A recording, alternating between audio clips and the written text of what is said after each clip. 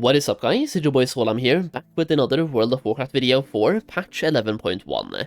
Now today we're focusing on gold making, and I'm going to be talking about one of the best ways to make gold in patch 11.1. It's something I have covered in the past, but it's actually a little bit better this time around, and you can set this up very easily.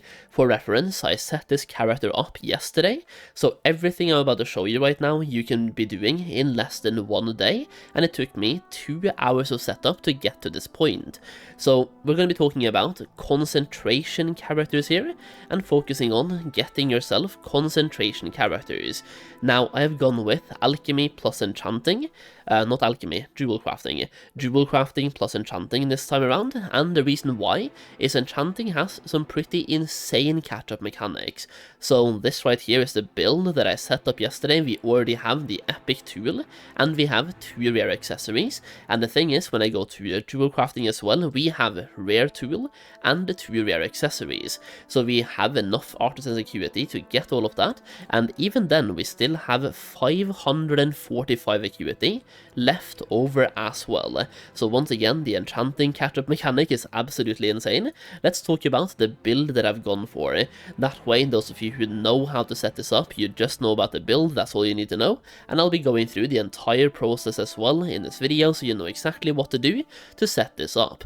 So for me, the build is kind of all over the place because you get so many knowledge points that you can basically spec into what you want. But the build that I'm basically trying to go for at the end is 30 points here, 30 points here, 30 points here, and then you pick one or multiple specs to go into enchanting.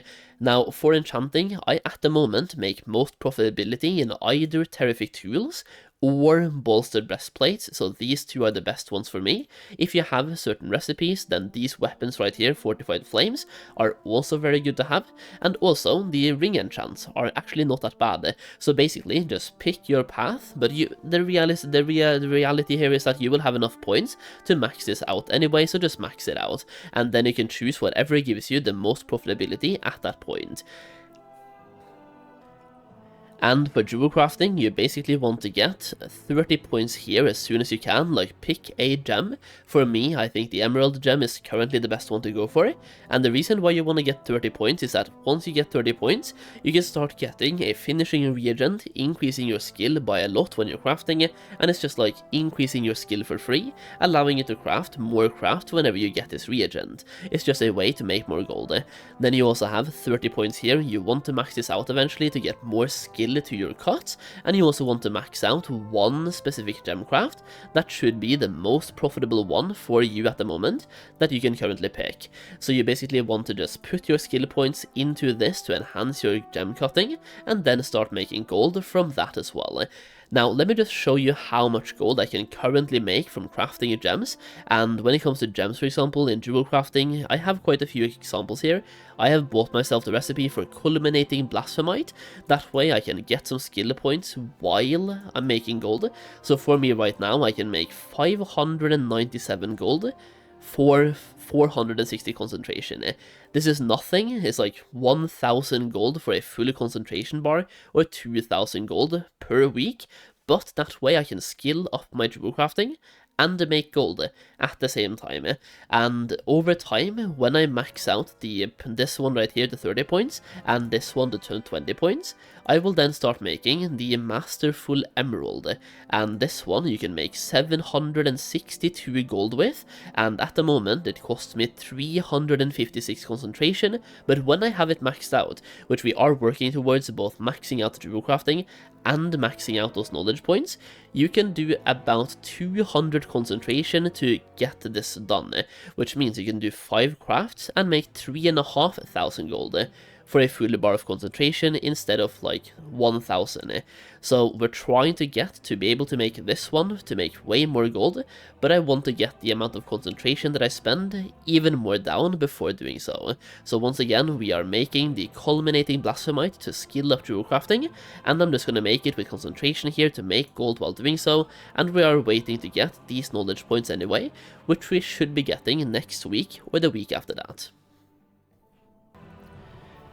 Okay, so how do you set this up? Well, first of all, I already have a video going through the entire setup, so I'll be leaving that in a link down below in the video description, so you can check that out if you want to. It's a 40-minute video taking you step by step into how to set this up, so if you want to have, once again, a full in-depth explanation of what to do, you can check that out through the link down below. For now, I'll be speeding up this video a little bit, so you can, like, get through it a little bit faster. So basically, you want to skill up Enchanting to 25, and the reason for that is that you want to unlock your weekly quest, so you want to do your weekly quest, and after that you also want to disenchant your weekly items, and then you want to fly around and gather dirt piles. So you basically want to get your 2 weekly knowledge points from treasures or dirt piles. So my location right here that I'm farming in is in Ashkahet, right next to, or I guess to the east of the City of Threads. Over here you will have a bunch of dirt piles you can farm, and once again the main thing is you're trying to just get your 2 weekly knowledge points from treasures. Doing so will unlock the catch-up mechanic, and once you have that unlocked, you can then start disenchanting items left, right, and center to make a bunch of gold, and also get skill points and knowledge points. Now, once you have done your weekly quest, gathered your 2 treasures, like 2 knowledge points from treasures, and then disenchanted 7 items or gotten your 7 knowledge points from weekly disenchants, you will now have access to a catch-up mechanic to wherever, like whenever you're disenchanting anything, you have a chance to get an item giving you 1 knowledge point and 5 artisan's acuity. And the thing is, the more weeks you have missed, the more of this one you can get. And also, if you disenchant epics, they have a 100% drop chance. Now, what we're going to do here is spec into Designated Disenchanter and also go into Epic Escalations, and that way you can get some higher quality refulgent crystals back whenever you're disenchanting, because you will disenchant a lot, so the more gold you will get back, the better. And I will say, when you spec this way, you actually break even on these disenchants, so you basically get knowledge points and artisan acuity for free. You can also see that I've been doing my crafts here, all of my first time crafts, just like getting enchanting up to 72 skill. That is not necessary, or you can push even further, that's up to you. But for now, we have specced into Epic Escalations and the disenchanting, and from here on out we are going to be crafting Dark Moon decks and disenchanting them. For me, I am buying Dark Moon cards individually, and the cheapest one at the moment of recording this video is the Symbiosis deck. Whenever I'm doing Symbiosis, it costs me about 70 or 80 gold per deck, so every single time you disenchant something, you are basically spending 70 or 80 gold, and you get 5 acuity back and 1 knowledge point back for 70 or 80 gold, but the thing is, you also get a lot of gold back by speccing this way. So whenever you get a quality 3 refulgent crystal, you make gold, like you're literally making profit, or whenever you're making a quality 2, you break even, and quality 1, you lose gold. And then sometimes you will also get other items as well by speccing into Epic Escalations, like you have a chance to get other variable items from the War Within, like materials, that you can also make gold with. So basically at this point, you're basically just combining these decks, and then you're going to start disenchanting. In the top left right now, I have a weak aura as well, showing you how many knowledge points I can get from this catch-up mechanic, and this week it's plus 366. So I can disenchant 366 Dark Moon decks and get 366 knowledge points in 1 day. So as you can see here, from disenchanting these epic Dark Moon decks, we get one of these catch-up items called Shimmering Dust every single time. It is a 100% drop chance from epic items. We're also getting quite a lot of quality 1 crystals, quite a lot of quality 2, and a decent amount of quality 3 as well. You can also see that we're getting some Rithing Essence, and we're also getting some Magic Spores, and we're getting some crystallized shards. So we're getting some other materials as well that will help us make more gold back and basically break even. And from disenchanting over 300 Dark Moon decks, I can tell you I did break pretty much even, so you get these knowledge points and the acuity for free. And once you've gotten to the point of unlocking this right here, like you're just going to be sitting here crafting decks, disenchanting them, get a macro going for you, and that's going to take like half an hour, give or take. It's quite boring, but that's the way this works, right? So now you have done all of that, and at the end of that, your character will look something like this, where you have a bunch of knowledge points, and you have a bunch of artisan security. At this point, if you don't want to have designated disenchanter anymore, you can actually talk to this person right here and then respec. You can only respec once per profession, but for enchanting you will have so many knowledge points anyway, you can basically max it out, so you will never need to respec like in the entire expansion. Look at all of the points that I have. We have 30, 30, and 30, we're just missing one. Over here, we are also just missing 2 things. Over here, we have maxed out every single enchantment, and over here, we have almost maxed this out as well. So you will basically never need to respec again anyway, so you can use it if you want to. And after that, you just make your items, like the crafted items. You want to have the tools, you want to have the accessories, so get those made as well, which just cost a little bit of gold, but at the moment the materials are so cheap that you will start making profit either that same day or the next time you spend concentration, you will start making profit. So when it comes to how much gold you can make here, it's about 10 gold per concentration point. It once again depends heavily on exactly what you're making.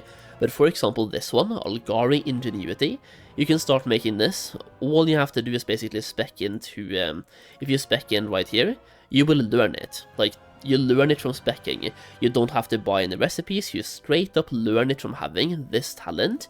So this one right here, if I use quality 2 reagents right now, like this, and we use concentration, we are making, actually it's gone down a lot and I don't know why.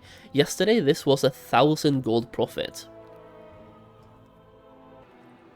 So prices are a little bit unstable right now, where certain materials are going up and down in price like crazy, and the enchants are also going up in price like crazy, like up and down in price. The market is basically very volatile, but I expect that when the raids open and the Mythic Plus opens like this Wednesday, I think things are going to change quite a bit compared to right now. So either way, you can basically go to Craft Sim, and you can take a look at, where is it again? You can take a look at recipe scan, and then you can look at which recipes you currently have, and then you can rank them by concentration value. This way you will see exactly how much gold you are getting per point of concentration, and min-maxing that as well. So for example, you can get 5.3 gold making Council's Guile at the moment, which if you have a full bar of concentration, so 1000 concentration, that is 5.3k.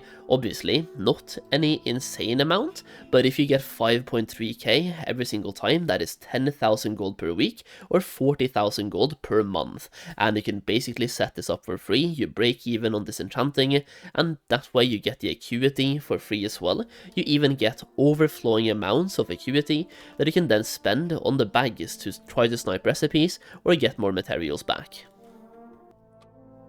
And then doing the same thing in Jewelcrafting, you can see that we're working with way less concentration value here. We're down to 2.2 at the moment, but when you max it out, you're looking at about 3 or 4. So once again, it's just free gold right in your pocket by logging in, spending concentration, and printing gold that way. I do think when you max out Jewelcrafting and we stabilize the market a bit, you're looking at about 50,000 gold per month per character, which is technically for free. It is obviously way lower values than we were working with at the launch of the War Within, but with the amount of concentration characters people have now, it is what it is, right?